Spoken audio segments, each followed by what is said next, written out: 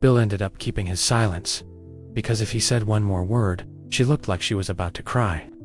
A crying Layla. He hated the sight of crying children. After hesitating, Bill started to walk again. The child followed his footsteps with her shoulders limp. The exact child who was excited to wear her new ivory-colored dress was now nowhere to be found. It had been quite a sight to see her getting so jumpy about a dress she just got. I hope the Duke starts to hate hunting. The child, who had been silent for a long time, said cautiously, "Maybe he'll grow bored of hunting." Layla looked up at Bill with eyes full of hope. Bill could only reply by sheepishly scratching the back of his neck. Layla believed her prayers could have been fulfilled. A week after his return, the Duke was nowhere to be seen near the hunting ground. It was understandable, because he was busy taking care of the guests who had flocked to the mansion to see him. Every day, there were clamorous gatherings held at the mansion, but the forest was silent. Summer was near its end. Baby birds hatched from the eggs, and the wild roses, which used to be in their early buds, were now in full bloom. Layla happily observed the minor changes that were happening in the forest. "Don't go too far, Layla." Bill raised his voice when Layla excitedly left the cabin.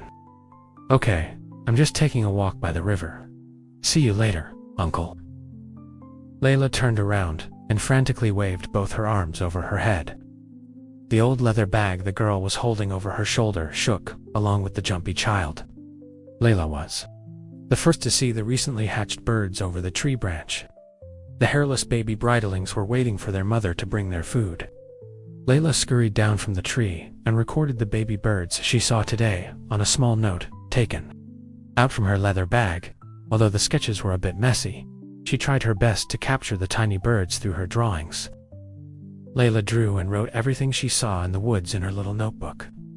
The land was more beautiful than any other place she had ever lived in.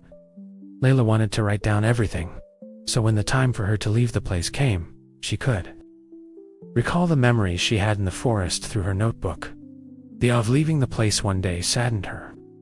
As Layla walked along the path leading to the riverside, she steadily recorded the forest. She stuck in pastel-colored flower petals between her notebook pages and picked some strawberries she found on the way.